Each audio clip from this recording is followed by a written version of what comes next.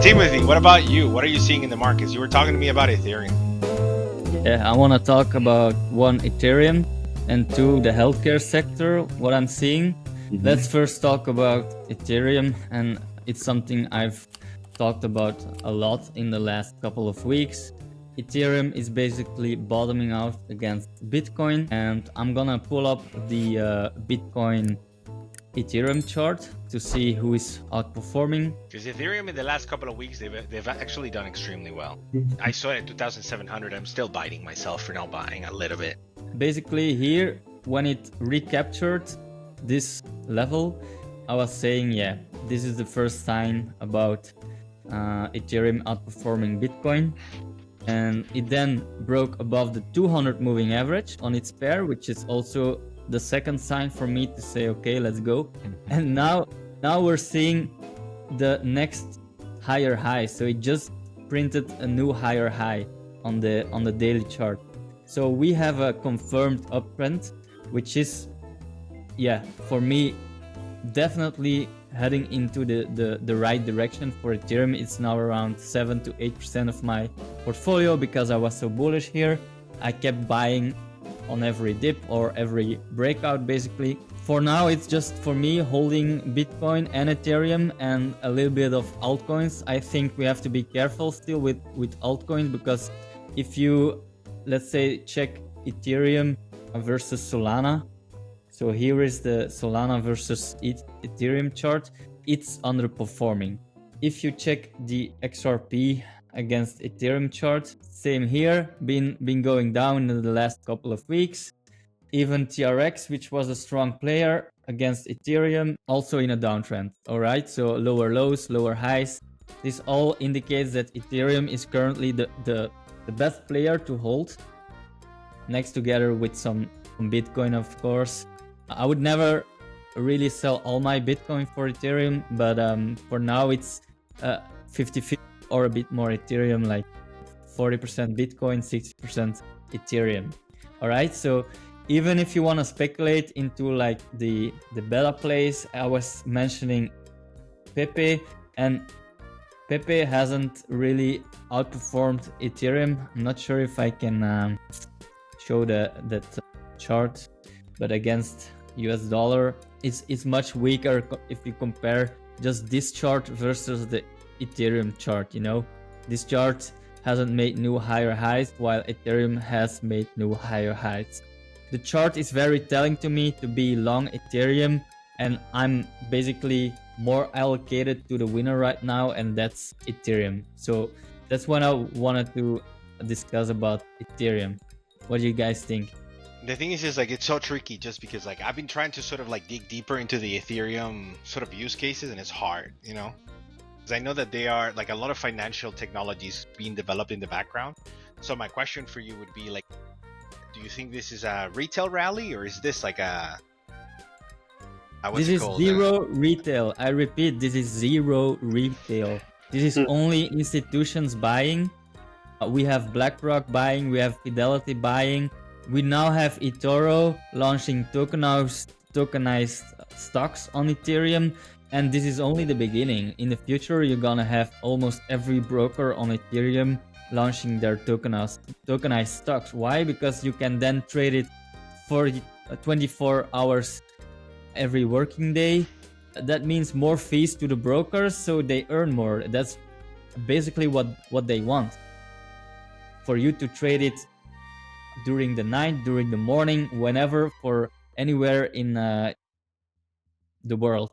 So I think Ethereum is the tech play of crypto and the main play right now. And retail is not even there.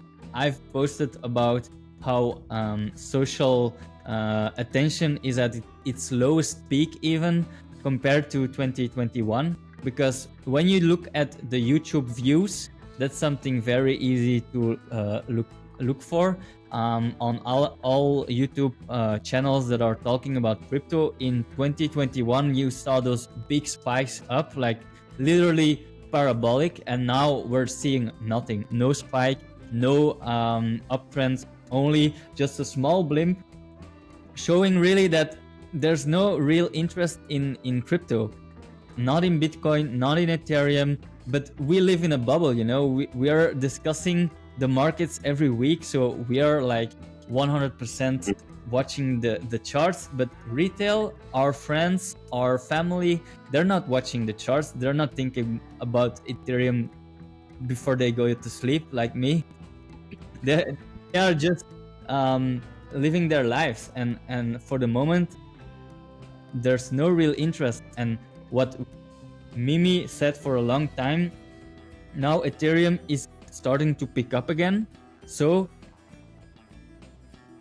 basically the first step into getting into that altcoin phase, because we need retail to buy in and let go altcoins parabolic, that euphoria phase, as Mimi always mentioned. And this is basically the first step we need. We need Ethereum to start outperforming. But do keep in mind, when Ethereum is outperforming, we're not in the beginning of the cycle, of the crypto cycle. We're near the end of the crypto cycle.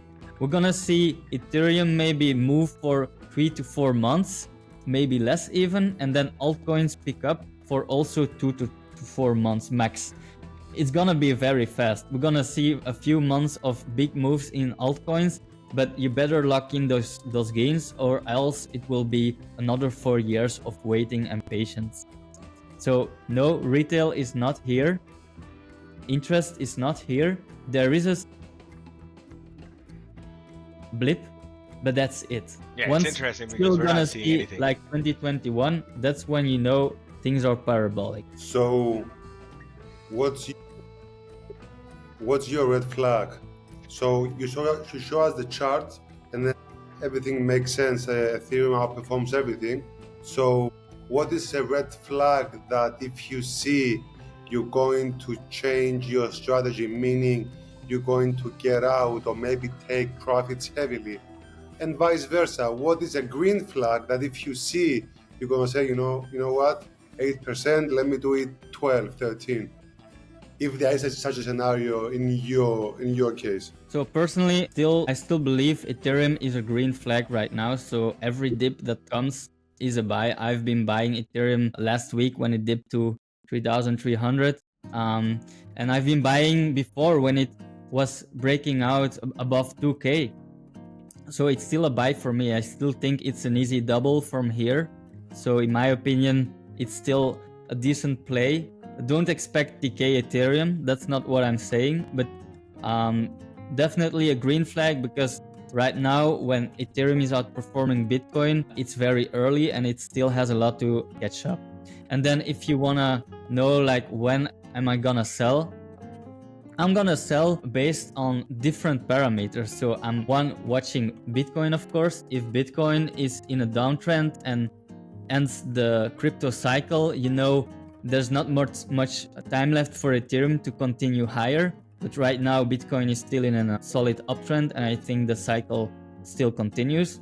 Then secondly, you have to check a few technical indicators to see if it's overbought. I have 3 indicators that I use and I teach on my altcoin profit toolkit to see when you have to sell your crypto, because that's the most important step. And it will tell you it's overbought, then you'll get a red zone behind, a red background, and you know it's time to take some profits. And then lastly, look at some on-chain indicators also, like how is the activity on Ethereum? Is it slowing down? How is the activity even on Bitcoin? What are long-term holders doing? What are short-term holders doing? That's everything I discuss on my Panic Drop newsletter. Every month I have a newsletter where I basically discuss all the on-chain metrics that I'm watching to see if we're still in a bull market or bear market.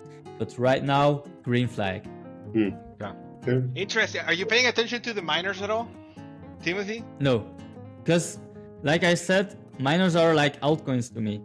Okay. And right now I'm not paying too much attention to altcoins either. I'm just focused on Ethereum because I think in the next couple of weeks it's gonna still outperform most altcoins. Yeah, it's interesting because like Mara had really good earnings, but then they diluted. So funny enough, like we had a question in the chat. That's why I'm bringing it up.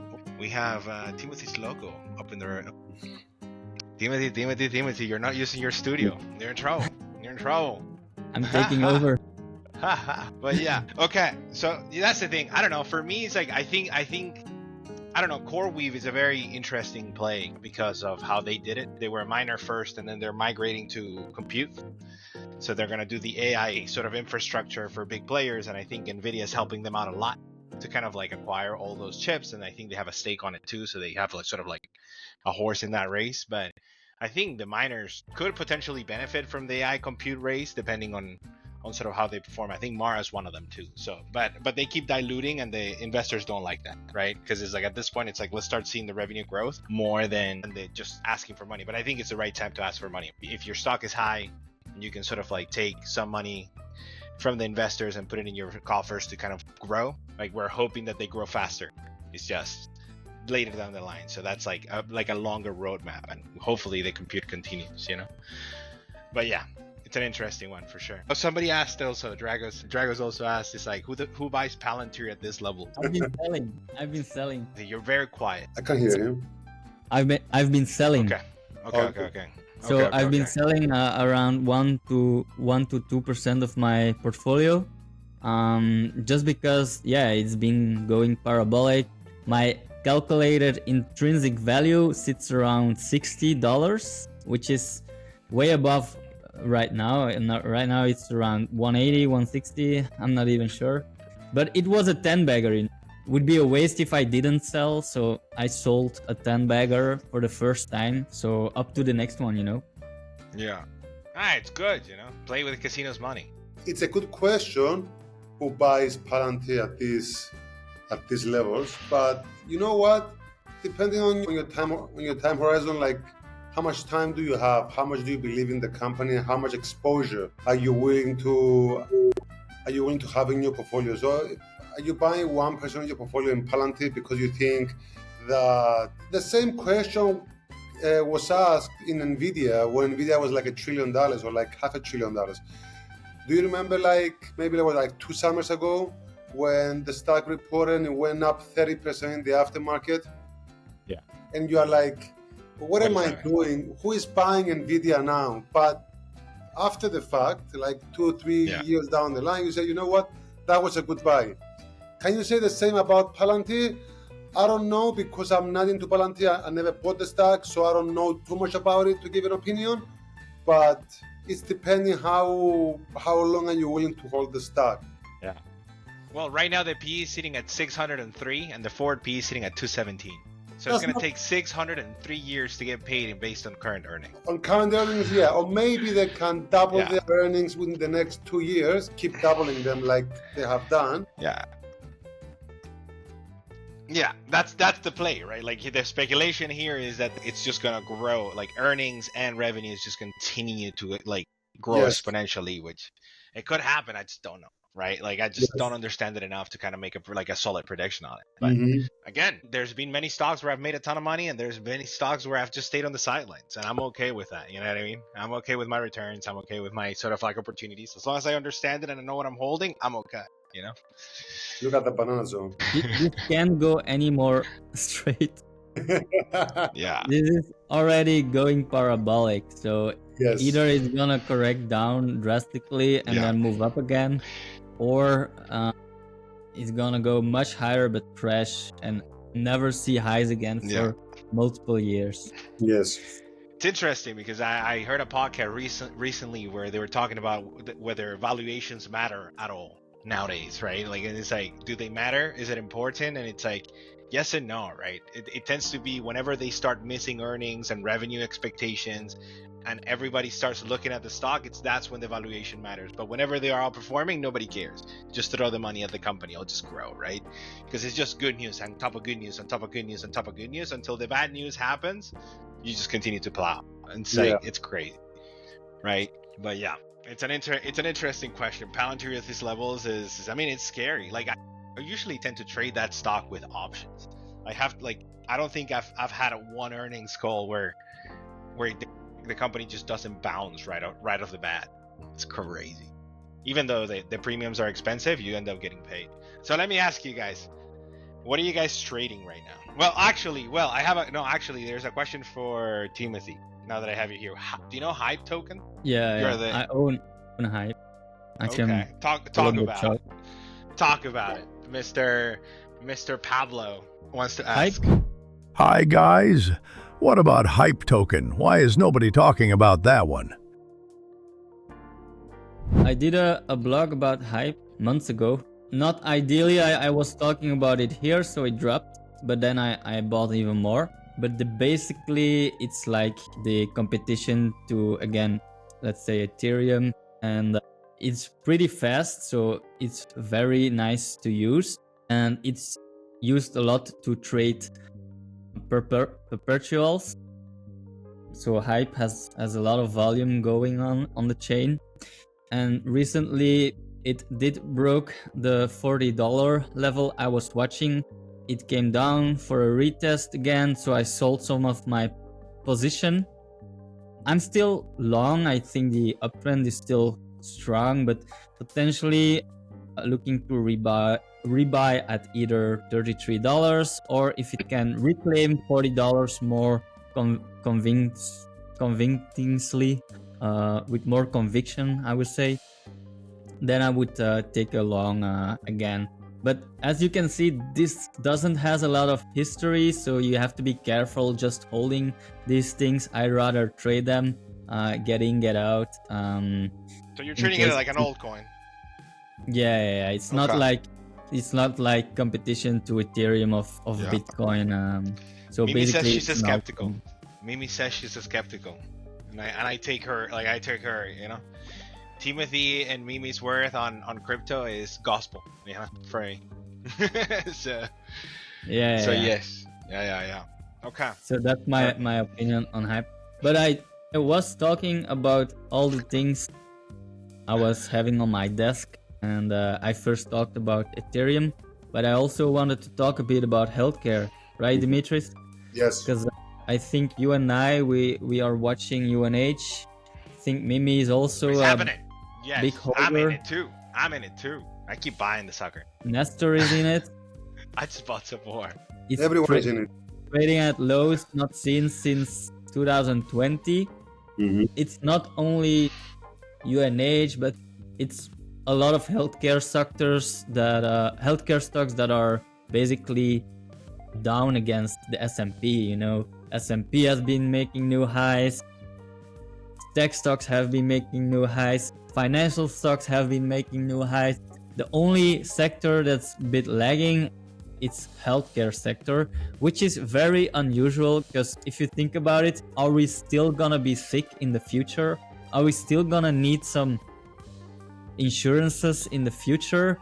Yes, and those companies like UNH, ELV, they're gonna lift up their policies. They're gonna get more premiums, they're gonna earn more, the revenue will grow in line with inflation. So this is basically a no-brainer for me to be buying at these levels, because if you're a long-term holder with a lot of patience, you just know this is gonna be a big rebound. And I went and looked at the chart, and yeah, it had like one big correction here in 2005, but as you can see, if you're just like a long-term holder, eventually these companies keep earning more every year, and then eventually the stock will catch up and make new highs. So basically that's what I wanted to say. UNH, definitely a player to watch.